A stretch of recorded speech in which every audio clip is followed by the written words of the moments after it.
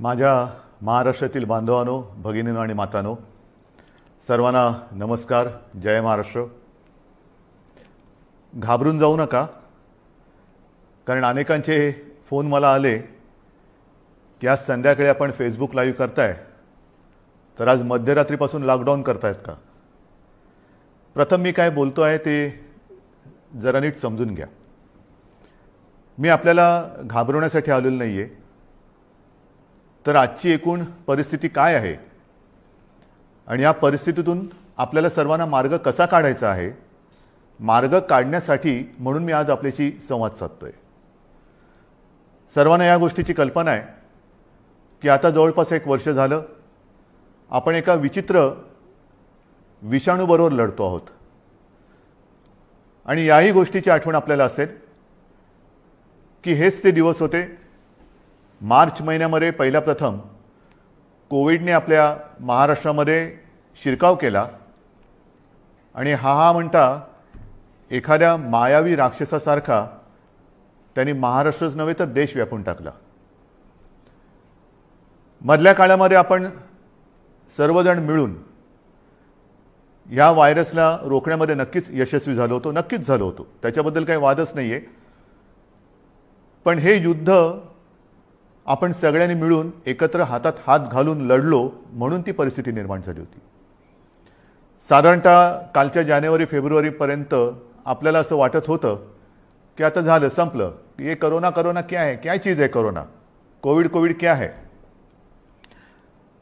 विशेष म्हणजे गेल्याही वर्षी अर्थसंकल्पीय अधिवेशन होतं, याही वर्षी तोच काळ आला, मार्च.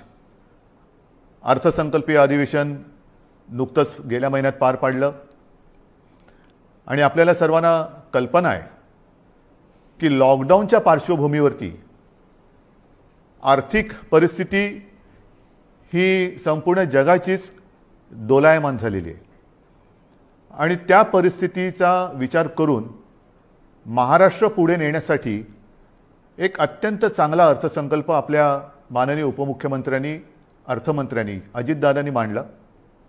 आपल्या सरकारचा तो अर्थसंकल्प महाराष्ट्र पुढे नेणारा, संकटातही महाराष्ट्र थांबला नाही, थांबणार नाही हे करून दाखवणारा तो अर्थसंकल्प आपण मांडला. आणि त्याच्यानंतर जे काय झालं म्हणजे काल परवाकडे होळी, धुलीवंदन सगळं पार पडलं, पण तिथपासूनच आपल्या राज्यात शिमग्याला सुरुवात झाली.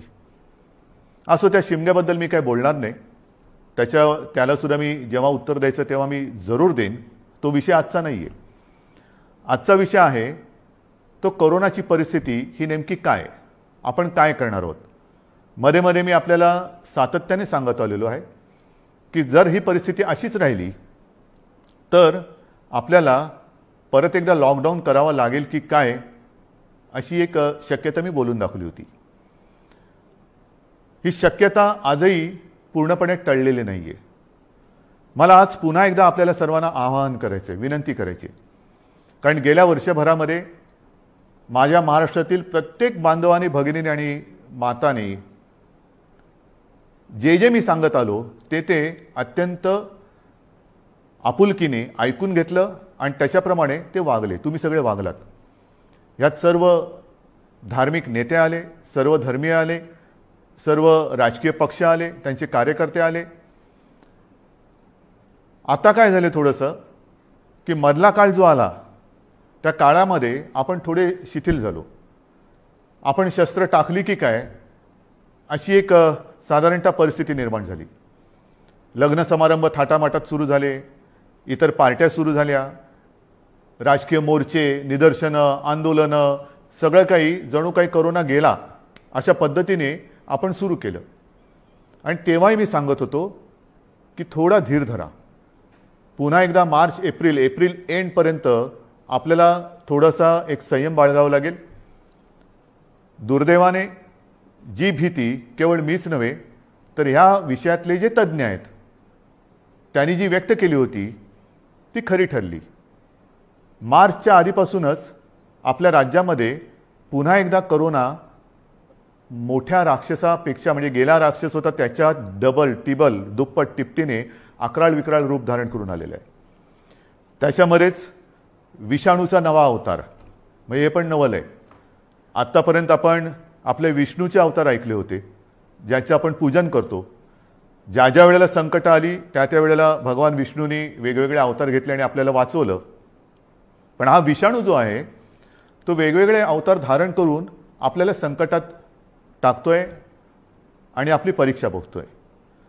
पुन्हा एकदा तीच गरज आहे. आपल्याला सर्वांना धैर्याने, सगळं धैर्य एकवटून लढण्याची गरज आहे. लॉकडाऊन करणार का हा प्रश्न अजूनही मी उत्तर देत नाही. पण साधारणतः आत्ताची परिस्थिती काय आहे ह्याची कल्पना आपल्याला देण्याची मला पुन्हा एकदा गरज वाटते. जेव्हा ही परिस्थिती निर्माण झाली, किंबहुना कोविडची साथ सुरू झाली, आपल्याला पूर्ण माहिती आहे आपल्या राज्यामध्ये फक्त 2च ह्या विषाणूंची चाचणी जिथे होऊ शकते अशा प्रयोगशाळा होत्या. एक मुंबईमध्ये कस्तुरबा आणि दुसरी पुण्याला NIVची. आज त्या 2च्या जवळपास आपण 500 पर्यंत चाचण्या करणाऱ्या संस्था किंबहुना लॅब्स तयार केलेल्या आहेत. मुंबईमध्ये सुद्धा आपण दर दिवशी साधारणतः 50,000 चाचण्या आज करतो आहोत. गेल्या काही दिवसात, म्हणजे मला जी माहिती सगळी माझ्याकडे आलेली आहे त्याच्यात महाराष्ट्रामध्ये जी आपली क्षमता होती 75,000 चाचण्या दर दिवशी करण्याची, ती आपण वाढवून जवळपास 1,82,000 पर्यंत नेलेली आहे. 1,82,000, 75,000 ते 1,82,000 इथपर्यंत आज आपण रोजच्या चाचण्या करतो.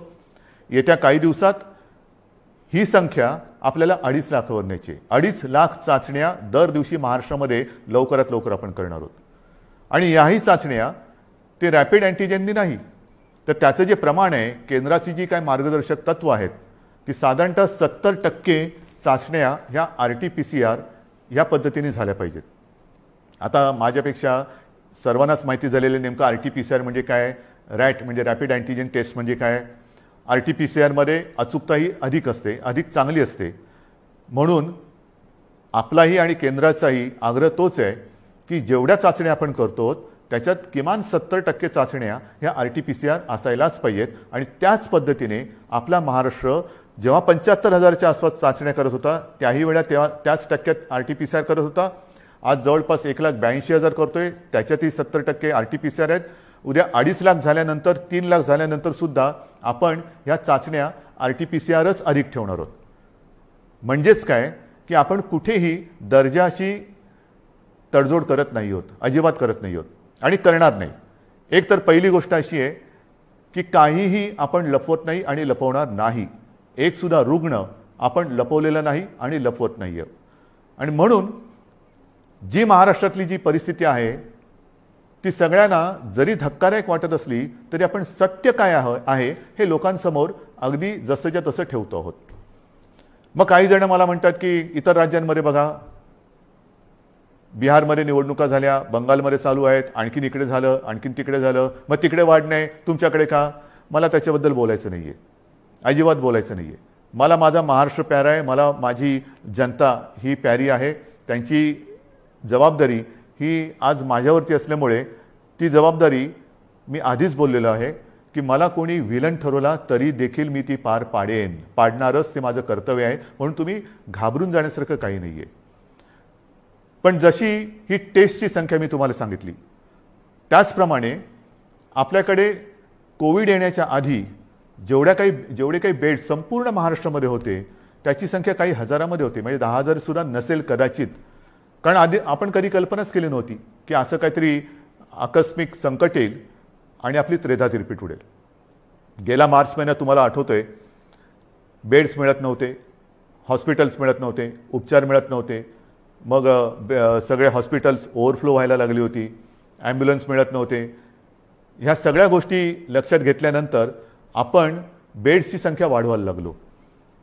महाराष्ट्र हे देशातलं पहिलं कदाचित एकमेव राज्य असेल की ज्याने अगदी फील्ड हॉस्पिटल्स उभारली लष्कराच्या धर्तीवरती. जसं लष्कर काम करतं तसं आपल्या महाराष्ट्राच्या यंत्रणेने काम केलं, आजही करते.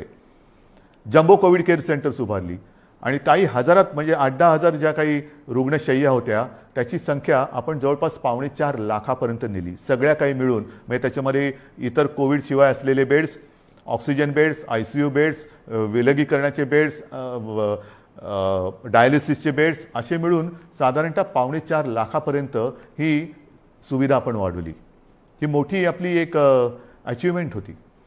आणि तेव्हाही मी म्हटलं होतं की लॉकडाऊनचा उपयोग हा संसर्ग थांबवण्यासाठी आहे आणि त्याच वेळेला आपल्या आरोग्य सुविधा वाढवण्यासाठी आहे. मग आता एवढीही रुग्णशय्या वाढवल्यानंतरही मी परत तुमच्याशी का काळजीने बोलतोय, ह्याचं कारण आजचं चित्र मी तुम्हाला सांगतोय. पहिली गोष्ट अशी की साधारणतः रुग्ण वाढ ही किती होते, किती झपाट्याने होते, त्याची थोडीशी मी तुम्हाला कल्पना देतो. आपल्याला माहिती आहे की जानेवारीच्या शेवटाला आणि फेब्रुवारीच्या सुरुवातीला फक्त मुंबईपुरतं बोलायचं झालं तर मुंबईमध्ये 300-350 रुग्ण हे दर दिवशी आपल्याला सापडत होते. आज ती संख्या 8,500वरती गेलेली एका महिन्याच्या कालावधीत. ही फक्त मुंबईची परिस्थिती आहे. महाराष्ट्राची परिस्थिती बघितली तर 17 सप्टेंबर 2020 म्हणजे तेव्हा जरा सगळं जास्त होतं, तेव्हा 3 लाख सक्रिय रुग्ण होते. 1 एप्रिलला आणखीन त्याच्यामध्ये भर पडलेली आहे. 17 सप्टेंबरला साधारणतः 31,000 मृत्यू झाले होते, 31,351. आता 54,900च्या आसपास झालेले आहेत. त्यावेळेला एका दिवशी आढळलेले रुग्ण हे 24,619 होते 17 सप्टेंबरला. आता 1 एप्रिलला एका दिवशी साधारणतः 43,183 रुग्ण आढळलेले आहेत. आज 2 तारीख, आज कदाचित 45,000चा आकडा आपण गाठू किंवा पार करू. कोणत्या दिशेने चाललेलो होतो आपण बघा. आणि याच वेगाने जर का ही रुग्णवाढ होत राहिली तर मी जे तुम्हाला सांगितलं त्याच्यात मी बेड्सची तुम्हाला कल्पना देतो. साधारणतः विलगीकरणच्या ज्या बेड्स आहेत त्या 2,20,000 आहेत महाराष्ट्रामध्ये. आत्ताच त्या 1,37,549 भरलेले आहेत, म्हणजे 62% हे बेड्स भरले गेलेत. ICUचे बेड्स हे 20,519 आहेत, ते जवळपास 48% आज भरलेले आहेत. ऑक्सिजनचे बेड्स आहेत ते सुद्धा 62,000च्या आसपास आहेत, ते 25%च्या आसपास आज भरलेले आहेत. व्हेंटिलेटर्स 9,347, ते पण 25% जवळपास आज वापरात आहेत. ही परिस्थिती फार चिंताजनक आहे आणि म्हणून मी आज आपल्याशी संवाद साधायला आलो की ही परिस्थिती अशीच राहिली तर आणखीन 15-20 दिवसामध्ये आपल्याला ह्या सगळ्या सुविधा ज्या आहेत त्या अपुऱ्या पडायला लागतील. मग काही जण म्हणतील सुविधा वाढवत का नाही? वाढवतो ना. मी आदेश दिलेले आहेत की जिथे जिथे आवश्यक आहे आवश्यकतेनुसार या सुविधा वाढवा. पण सुविधा वाढवणं म्हणजे काय करणं? बेड्स वाढवणं आलं, व्हेंटिलेटर्स मिळतील, ऑक्सिजनचा साठा सुद्धा आज आपल्याकडे फार मर्यादित आहे, तोही वाढवण्याचा आपला प्रयत्न सुरू आहे. औषधांचा साठा आपण घेऊ शकतो, परंतु बेड्स वाढले, व्हेंटिलेटर्स वाढले, ICUचे बेड्स वाढले तरी डॉक्टर्स कसे वाढणार, नर्सेस कशा वाढणार, आरोग्य कर्मचारी कुठून आणायचे? हा विचार फार महत्त्वाचा आहे आणि इकडेच खरा चिंतेचा विषय आहे. गेले वर्षभर ही संपूर्ण आपली यंत्रणा, मग त्याच्यात डॉक्टर्स आहेत, नर्सेस आहेत, आरोग्य कर्मचारी आहेत, पोलीस आहेत, आशा अंगणवाडी सेविका आहेत, महसूल यंत्रणेचे काही कर्मचारी आहेत, यांच्यापैकी बऱ्याच जणांना कोविडने गाठलेलं आहे. आजारातनं ते बरे झालेले आहेत. साधारणतः या विषाणूचं एक विचित्र वैशिष्ट्य असं आहे की एकदा त्यांनी कोणाला ग्रासलं की बरं झाल्यानंतर सुद्धा काही काळ हा थकवा राहतो, धाप लागते, थकवा येतो, थोडंसं अंगातली सगळी शक्ती गेल्यासारखी वाटते. मग डॉक्टर सांगतात आता तुम्ही निगेटिव्ह झालेला आहात परंतु आराम करा. पण ही जी यंत्रणा आहे ती यंत्रणा आपल्यासारखीच माणसांची आहेत, आपल्यासारखीच रक्तामासाची हाडाची आपली माणसं आहेत, आपलेच बांधव आहेत, आपल्याच भगिनी आहेत. हे डॉक्टर्स असतील सगळेच ते आजारी पडले आणि पडल्यानंतर निगेटिव्ह आल्यानंतर दुसऱ्या तिसऱ्या दिवशी पुन्हा एकदा आपल्या सेवेसाठी कोरोनाच्या गुहेत घुसत आहेत. मग त्यांच्याशी आपण कसं वागलं पाहिजे? आज सुद्धा आपण जी काय आपली यंत्रणा राबते आपल्यासाठी, टेस्टिंग टेस्टिंग टेस्टिंग टेस्टिंग आहे, टेस्टिंग वाढवतोय, पण टेस्टिंग करण्यासाठी घराघरात जाऊन आपल्याच भगिनी आहेत, आपलेच बांधव आहेत, 2-2, 4-4, 5-5 माळ्याच्या इमारती असतील, लिफ्ट नसेल तरी सुद्धा ते चढ उतार करतात रोज न थकता. मग थकले तरी थांबत नाहीयेत. त्यांना आपण काहीतरी दिलासा देणार आहोत की नाही? एकूण हे जे काय सगळे चित्र आहे, बोलणारे सगळे बोलतात की आपण हे केलं पाहिजे, आपण ते केलं पाहिजे, लसीकरण वाढवलं पाहिजे. वाढवतोय ना आपण. कालच्या दिवसात तुम्हाला मी अभिमान हा शब्द इकडे वापरणं योग्य ठरणार नाही, पण तुम्हाला समाधान वाटलं पाहिजे की महाराष्ट्र हा देशातला नंबर 1चं राज्य महाराष्ट्र ठरलेलं आहे. कालच्या दिवसात एका दिवशी आपण 3 लाख नागरिकांना लसीकरण केलेलं आहे. 3 लाख एका दिवसात. म्हणजे आत्तापर्यंत आपण जेव्हापासून लसीकरणाला सुरुवात झाली सुमारे 65 लाख, त्याच्यात आजचा आकडा मी धरलेला नाही आहे, 65 लाख आपल्या नागरिकांना आपण लसीकरण केलेलं आहे. अजूनही आपण मागणी करतोय, केंद्र आपल्याला देतंय, पण पुरवठा वाढवायला पाहिजे. आणि पुरवठा वाढवल्यानंतर आपली क्षमता आज जी 3 लाख आहे ती लवकरात लवकर किमान 6 ते 7 लाख दर दिवसाला करण्याची आपली क्षमता आहे. पण तेवढ्या लसचा पुरवठा झाला पाहिजे. ती मागणी आपण करतोय. होईल, मागणी मान्य होईल, मी काय त्याच्यावर टीका नाही करत आहे, कारण सगळ्याच राज्यांना द्यायचं आहे. तर ही आपली क्षमता आहे. परंतु होतंय असं की लस घेतल्यानंतर, आता मी सुद्धा 1 डोस घेतलेला आहे लसचा. आपल्याशी बोलताना आजूबाजूला कोण नाही म्हणूनच मी मास्क काढून आपल्याशी बोलतोय.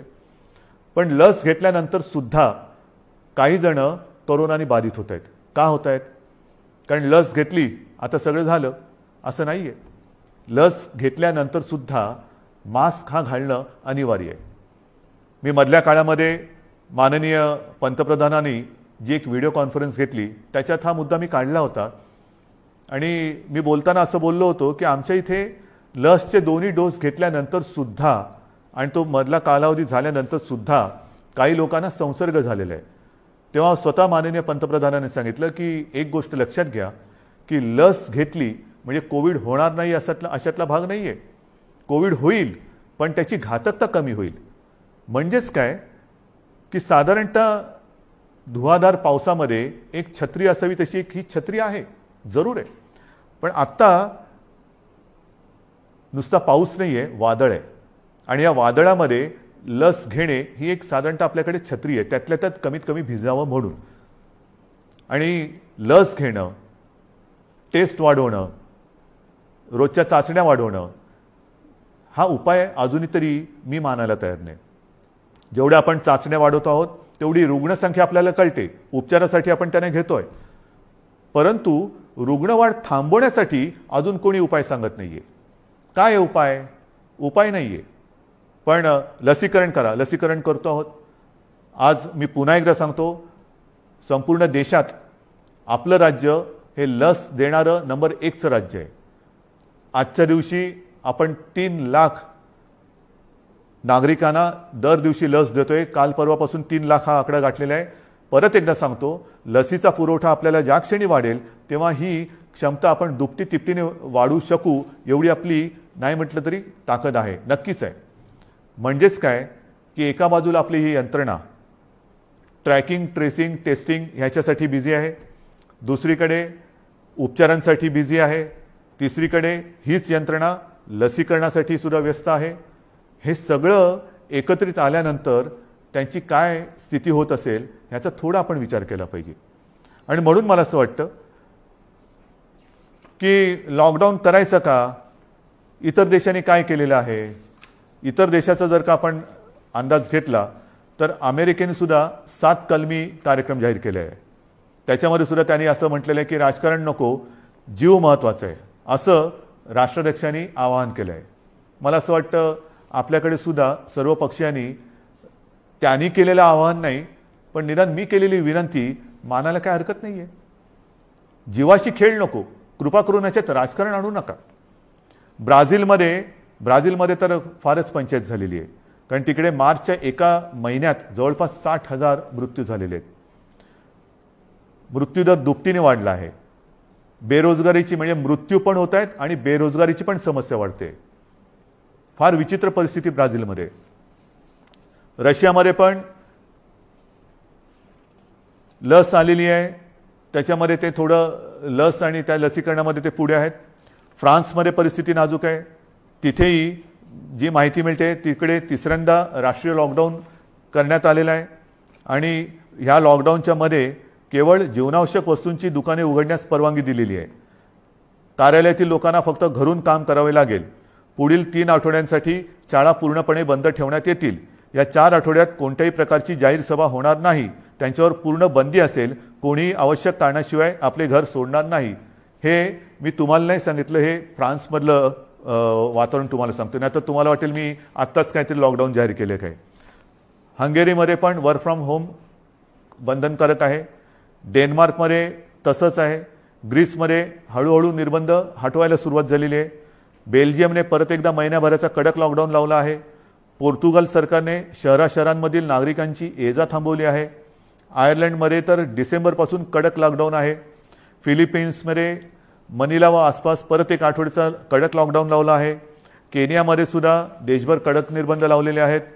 यूकेमध्ये सुद्धा आता हळूवार त्यांनी 2-2.5 महिन्याचा लॉकडाऊन केल्यानंतर हळूवार निर्बंध शिथिल करतायत. जसं आपण हळूवार शिथिल केले तसंच यूके तिकडे तर 2.5-3 महिन्याचा अत्यंत कडक लॉकडाऊन होता आणि आता हळूवार ते निर्बंध शिथिल करतायत. इटलीमध्ये सुद्धा तशीच आहे. जर्मनीमध्ये सुद्धा तीच परिस्थिती आहे. पोलंडमध्ये तीच आहे. हे सगळं लक्षात घेतल्यानंतर मला माहिती आहे की लॉकडाऊन हा खूप घातक आहे. परंतु जी कात्रीत मी मागाशी म्हटलं की एका कात्रीत आपण सापडले. एका बाजूला अर्थचक्र आहे. अर्थचक्र चालवायचं तर अनर्थ ओढवतोय. अनर्थ थांबवायचा तर अर्थचक्र बंद पडतंय. करायचं काय मग. आणि मधल्या काळामध्ये जी काही मतं हे तज्ज्ञ ह्या क्षेत्रातले आहेत नाही आहेत, मी त्यांची नावं नाही घेत, पण त्यांनी त्यांची मतं मांडलेली आहेत.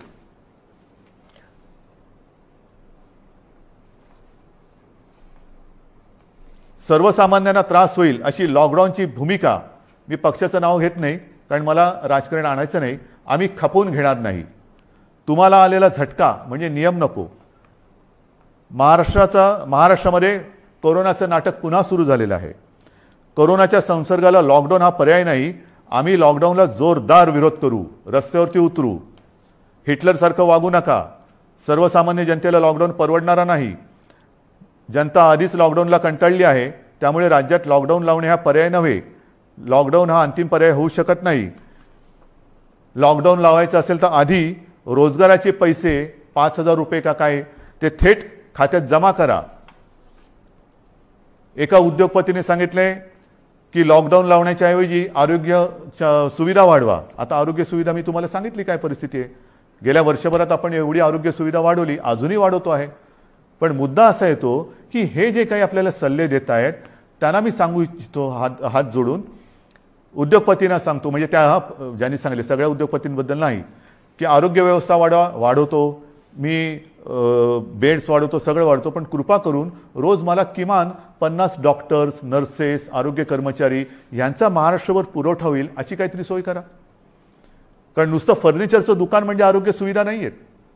त्याच्यामध्ये व्हेंटिलेटर आल्यानंतर व्हेंटिलेटर वापरणारे सुद्धा तज्ज्ञ लागतात. ऑक्सिजन किती द्यायचा, किती प्रमाणात द्यायचा याच्यासाठी सुद्धा त्या विषयातला तज्ज्ञ लागतो. अगदी रेमडेसिवीर द्यायचं झालं तर ते कसं दिलं पाहिजे ते समजणारा डॉक्टर लागतो. ही तज्ज्ञ लोक आणि डॉक्टर्स ही कुठून आणायची. आणि ही परिस्थिती जर का बघितली तर मला तुमच्याकडनं हीच अपेक्षा आहे. जे सांगतायत की लॉकडाऊन केला तर आम्ही रस्त्यावरती उतरू, माझं म्हणणे जरूर उतरा, उतरलंच पाहिजे. पण ते लॉकडाऊनच्या विरोधात नाही, तर लॉकडाऊन होऊ नये म्हणून कोरोनाच्या विरुद्ध तुम्ही उतरा. या डॉक्टर्सना मदत करायला तुम्ही रस्त्यावरती उतरा. ज्या कुटुंबांमध्ये करते करविते ज्यांचा मृत्यू झालेला आहे त्या कुटुंबियांची जबाबदारी घेण्यासाठी रस्त्यावरती उतरा. ज्या कुटुंबांमध्ये सगळेच्या सगळे कोरोना बाधित झालेले आहेत त्यांची सेवा करण्यासाठी रस्त्यावरती उतरा. टेस्ट जे आपल्या या यंत्रणे जी करते आहे ट्रॅकिंग ट्रेसिंग त्यांना मदत करायला म्हणून रस्त्यावरती उतरा. नुसतं बोलायला ठीक आहे, अमुक केलं तर आम्ही रस्त्यावरती उतरू, माझं म्हणणं तर उतराच, रस्त्यावरती उतरा. कारण आता आपल्याला ही लढाई तशीच लढावी लागणार आहे. हातात हात घालून ही लढाई लढावी लागणार आहे. अनेक ठिकाणी मी बघतोय सभा समारंभांना तुडुंब गर्दी होते, बाजारपेठा फुलून गेलेल्या आहेत. थोडंसं धीर धरा. अनेक जणांना असं वाटतंय मास्क काय लावतोय तू. अरे मास्क न लावण्यामध्ये शौर्य काय शौर्य. मी मास्क वगैरे वापरत नाही, मी मास्क वापरणार नाही. काय शूर आहेस? मास्क न वापरणं ह्याच्यात शूरता नाही आणि मास्क लावणं त्याला लावायला लाजायची गरज नाही आहे. परत एकदा सांगतो की वॅक्सिन घेतल्यानंतर सुद्धा मास्क हा लावायलाच पाहिजे, अंतर ठेवलंच पाहिजे, हात धुत राहिलंच पाहिजे. आणि म्हणून काही कडक निर्बंध येत्या काही दिवसात आपल्याला लावावे लागतील. ते उद्या परवाकडे मी जाहीर करेन. विशेषतः शहरांमध्ये मी परत एकदा सांगतो, जिथे जिथे अनावश्यक गर्दी होते ही गर्दी आपल्याला टाळावीच लागेल. जी खाजगी कार्यालय आहेत त्या कार्यालयांना सुद्धा आपण प्रत्येकाला सूचना दिलेल्या आहेत. सूचनावलीच म्हणा ना, की लग्न समारंभात किती लोक पाहिजेत, ऑफिसमध्ये किती उपस्थिती पाहिजे, बसमधनं किती लोक गेले पाहिजे. आता ट्रेनमध्ये मी मुंबईमध्ये मी सांगेन की मी सांगितलं होतं की पीक अवर नॉन पीक अवर आता सगळं तुडुंब भरून चाललेलं आहे, रेस्टॉरंट्स भरून चाललेली आहेत.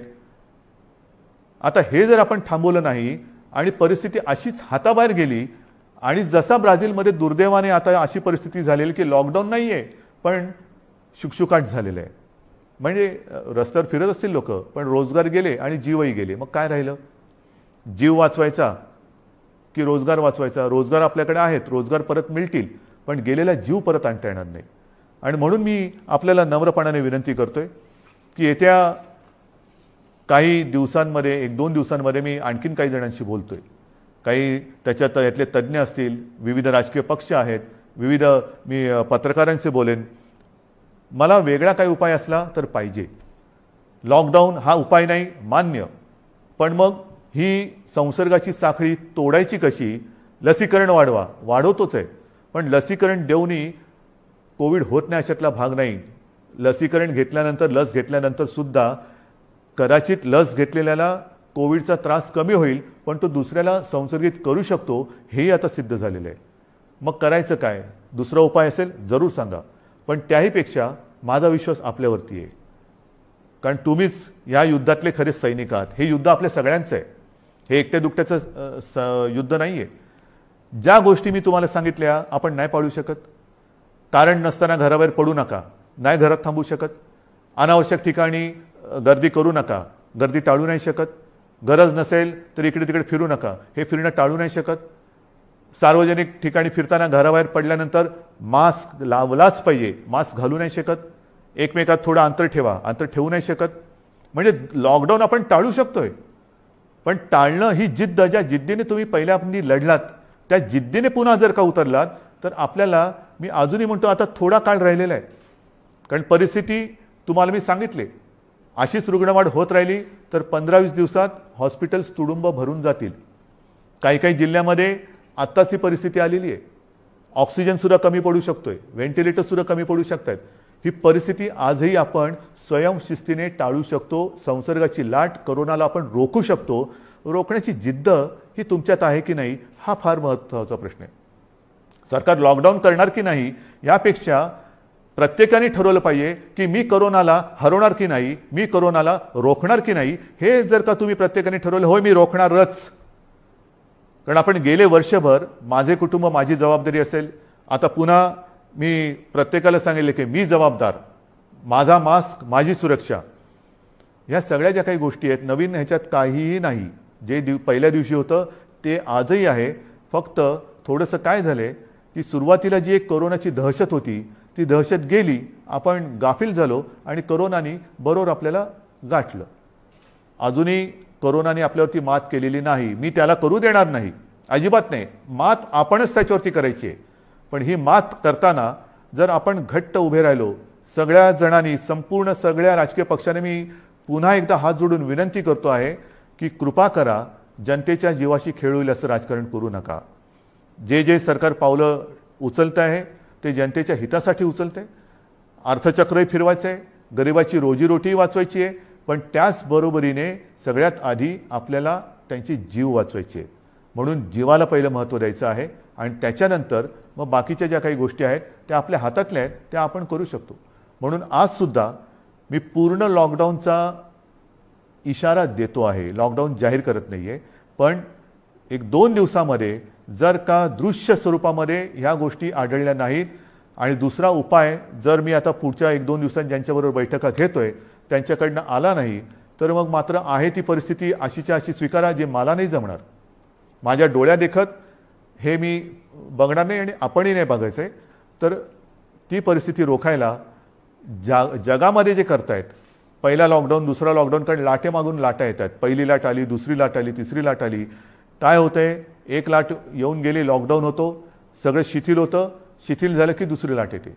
म्हणून आत्तापासून आपण ठरवलं पाहिजे की ही लाट तर मी रोखेनच आणि पुढची लाट तर मी येऊच देणार नाही.